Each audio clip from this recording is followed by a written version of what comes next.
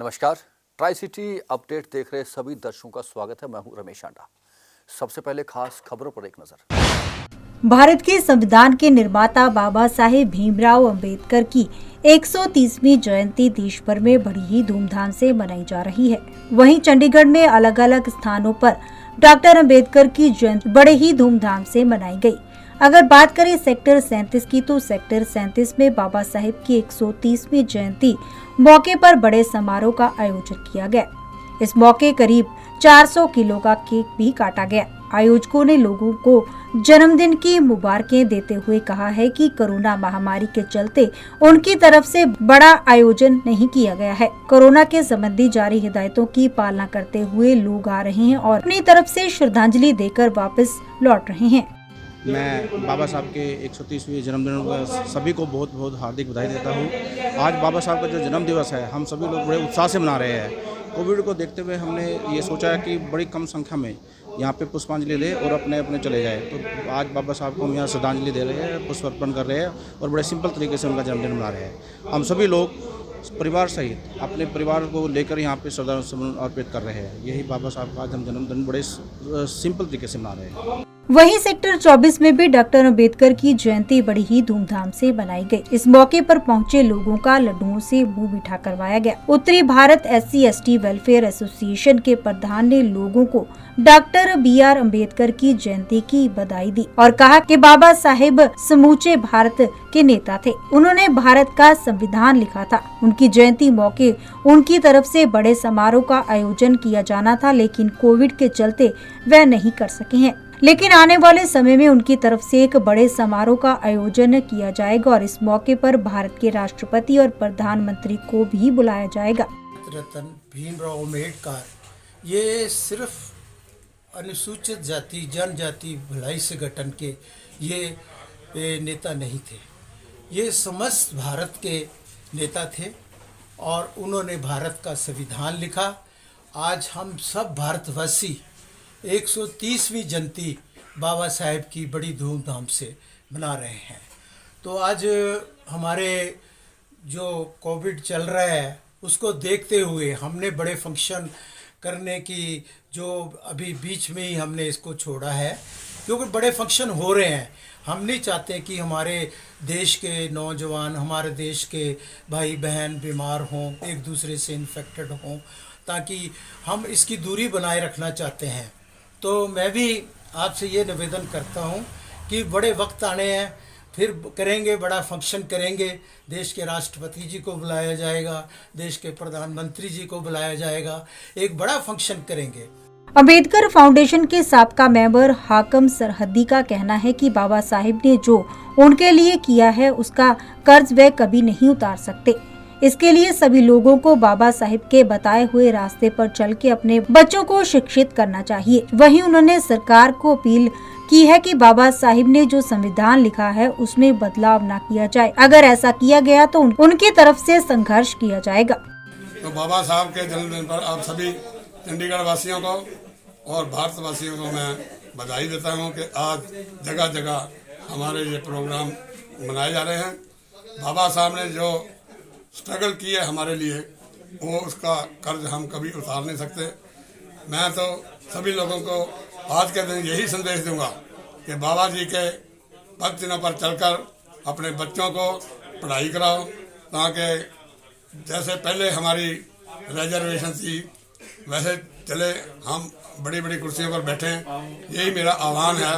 और आज के दिन एक चीज़ और मैं कहना चाहता हूँ, बाबा साहब को जो हमें शिक्षा दी है, जो हमें हक दिए हैं, वो कोई भीख नहीं दी गई, वो हमारा हक था, वो हमें मिला है। इसको सरकार से मैं यही अपील करूँगा कि संविधान जो बाबा साहब ने लिखा उसको बदलने की कोशिश ना करें। अगर सरकार ऐसा कुछ बदलने की कोशिश करेगी तो देश में कह नहीं सकते क्या हो। तो मेरी अपील है कि आज के दिन संविधान को इंटैक्ट रखा जाए, ताकि बाबा साहब का दिन मनाया जाए और बाबा साहब के किए हुए कामों को हम और आगे बढ़ा सकें। इन्हीं शब्दों के साथ जय भीम, जय भारत। आपको बता दें कि डॉक्टर BR अंबेडकर ने न्यायपूर्ण समाज बनाने और समाज से वंचित वर्गों को मुख्यधारा में लाने के लिए संघर्ष किया है और उनकी तरफ से ये किया गया संघर्ष हर पीढ़ी के लिए एक मिसाल है। Bureau report, Punjab Kesari TV.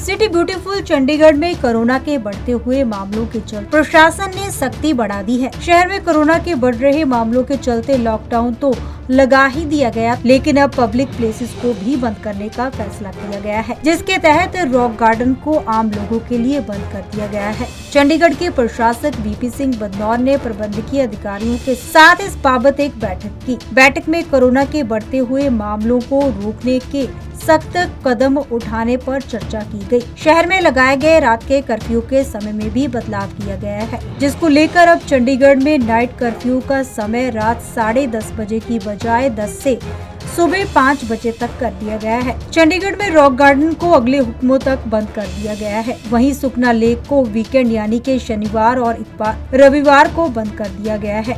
अब लोग हफ्ते के आखिरी दिनों में सुखना झील पर नहीं जा सकेंगे। इसके अलावा रेस्टोरेंट्स और फूड कॉर्नर्स को भी बंद करने का समय 9:30 बजे कर दिया गया है, ताकि इन स्थानों पर लोगों की भीड़ जमा न हो सके। दरअसल अब शहर में रोजाना लगभग 400 के करीब कोरोना के नए मामले सामने आ रहे हैं, जिसके चलते कोरोना पर काबू पाने के लिए प्रशासन ने सख्ती बढ़ाने का फैसला लिया है। पंजाब केसरी टीवी के लिए भागवत सिंह की रिपोर्ट।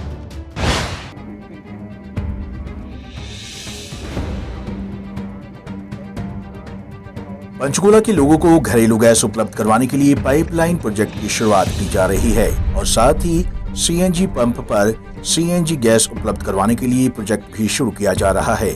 वहीं हरियाणा विधानसभा के स्पीकर ज्ञानचंद गुप्ता ने पंचकूला के सेक्टर 15 में से घरेलू गैस पाइपलाइन सप्लाई और सीएनजी गैस सप्लाई कार्य की शुरुआत का शुभारंभ किया।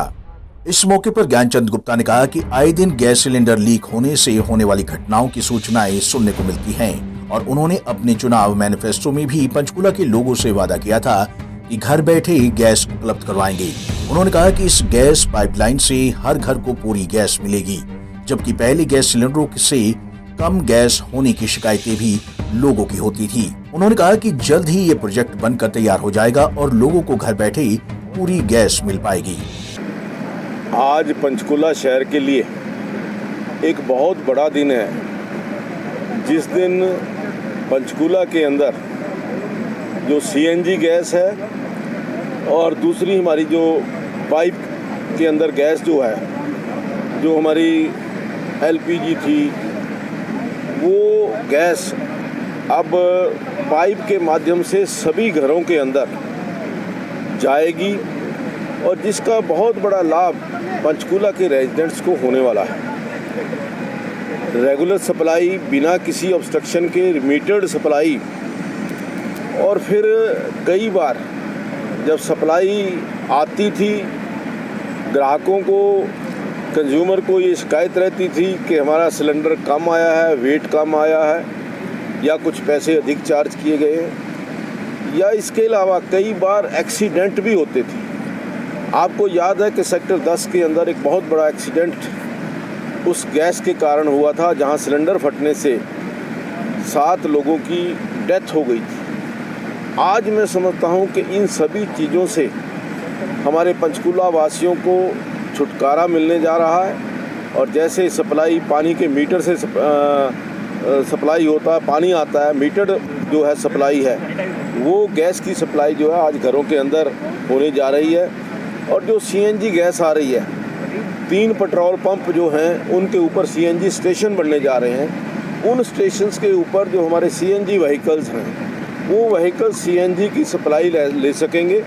और मैं समझता हूँ कि जो एक पोल्यूशन की दृष्टि से आज चाहे वो 3 व्हीलर हैं, चाहे हमारी गाड़ियाँ हैं, उन गाड़ियों के सीएनजी होने से पोल्यूशन के अंदर बहुत बड़ी राहत मिलने वाली है।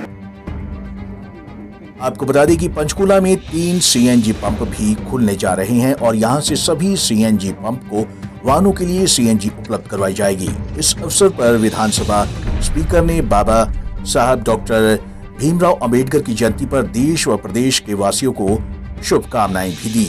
पंजाब केसरी टीवी के लिए पंचकूला से ब्यूरो रिपोर्ट। कांग्रेस के निगम में पार्षद दल के नेता देवेंद्र बबला और पूर्व डिप्टी मेयर हरमोहिंदर सिंह लक्की चंडीगढ़ के प्रशासक वीपी सिंह बदनौर से मिले। अपनी इस मीटिंग के दौरान कांग्रेस पार्षद दल के नेता देवेंद्र बबला की ओर से कहा गया है कि शहर की विभिन्न समस्याओं पर इस मीटिंग के दौरान चर्चा की गई है और उनके जल्द समाधान किए जाने की बात भी कही है। देवेंद्र बबला ने कहा कि शहर में पानी के दरों में कटौती की जाएगी। पानी के रेट इतने बढ़ा दिए गए हैं कि लोगों पर अतिरिक्त बोझ डाला जा रहा है। हाउसिंग बोर्ड के मकानों में रह रहे लोगों की समस्याओं को उठाया है कि उनकी अतिरिक्त निर्माण हाउसिंग बोर्ड द्वारा ना गिराए जाएं।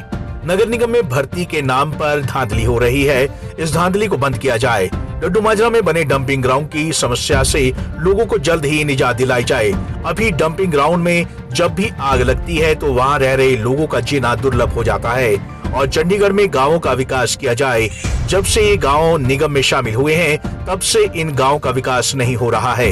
कलेक्टर रेट कम किए जाएं। इन सभी समस्याओं को कांग्रेस की ओर से प्रशासक के समक्ष उठाया गया है। आज ही हम जी सुबह टाइम मिला था, हमें टाइम तो हमने बल्कि कुछ ज़्यादा लोगों का मांगा था, पर कोरोना की वजह से हमें 2 ही लोगों को मिलने का वक्त मिला। सबसे पहली समस्या तो है पानी की, जो रेट बढ़े हुए हैं। अभी तक पानी के बिल जो हैं दोबारा आगे हैं और उसमें नया रेट लग के आया है, जबकि भारतीय जनता पार्टी ने ये कहा था कि जी हम इसके रेट जो हैं इसको फ़ौरन जो है हम कम करवाएंगे, पर अभी तक रेट नहीं वो जो हैं कम हुए। वो हम समस्या लेके गए थे। दूसरी थी हाउसिंग बोर्ड की। हाउसिंग बोर्ड के अंदर जो मकान हैं वो हमने कहा कि उनको नोटिस आ रहे हैं और एक समय की लाइन भी खींची गई है कि अगर इस तारीख तक नहीं तोड़ा गया या नहीं तो हम इसके ऊपर जुर्माना लगाएंगे और तोड़ेंगे। उनको बताया कि ये नीड बेस्ड लोग हैं यहाँ पे रहते, ये कोई सरमायादार लोग नहीं रहते जिनके घर में पहले बच्चे 1 थे या 2 हो गए, उन्हीं लोगों को जो है अपने ही घर के अंदर उन्होंने अल्ट्रेशन की है थोड़ी सी। तो इस समस्या का हल जल्दी से जल्दी होना चाहिए। गौरतलब है कि जब से कांग्रेस के अध्यक्ष सुभाष चावला बने हैं तब से वह बीजेपी पर हमलावर है और आज की इस मीटिंग में भी शहर की समस्याओं को उठाने के साथ साथ भाजपा पर हमला बोला है। पंजाब केसरी टीवी के लिए भगवत सिंह की रिपोर्ट। पीजीआई के बाद अब जीएमसीएच 32 की फिजिकल ओपीडी को भी बंद कर दिया गया है। लगातार बढ़ रहे कोरोना के केसों की वजह से ऐसा किया जा रहा है। सिर्फ गायनी की सेवाएं और कैंसर के मरीज अपने आप को फिजिकल दिखा सकेंगे।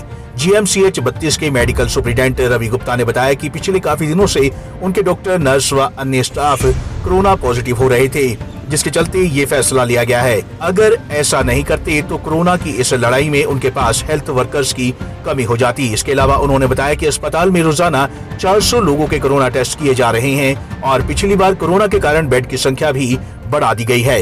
इसके अलावा 100 बेड पर ऑक्सीजन की सुविधा भी है। उन्होंने बताया कि ओपीडी फिजिकल बंद कर दी गई है, लेकिन बावजूद इसकी टेली मेडिसिन के जरिए मरीजों को देखा जा सकेगा और ई संजीवनी के जरिए भी मरीजों का उपचार किया जाएगा। देखिए, इस वक्त जो कोरोना की इन्फेक्शन है उसकी बहुत ही ज़बरदस्त पीक पूरे देश में चल रही है और जो हमारे रोज़ केसेस चंडीगढ़ में आ रहे हैं ये पहले से भी ज़्यादा हैं। तो इसलिए इस वक्त जो है रूटीन ओपीडी केसेस जो हैं उनको इसलिए बंद किया गया है कि ये हम इसको थोड़ा सा कंट्रोल कर सकें। बाकी एमरजेंसी सर्जरी पूरी चल रही है और जो गर्भवती महिलाएं हैं या कैंसर के पेशेंट्स हैं, उनका इलाज जो है वो नॉर्मल की तरह चल रहा है। गौरतलब है कि कोरोना के कारण एक बार फिर ओपीडी को भी बंद किया गया है। ऐसे में लोगों को फिर से परेशानियों का सामना करना पड़ सकता है। पंजाब केसरी टीवी के लिए भगवत सिंह की रिपोर्ट।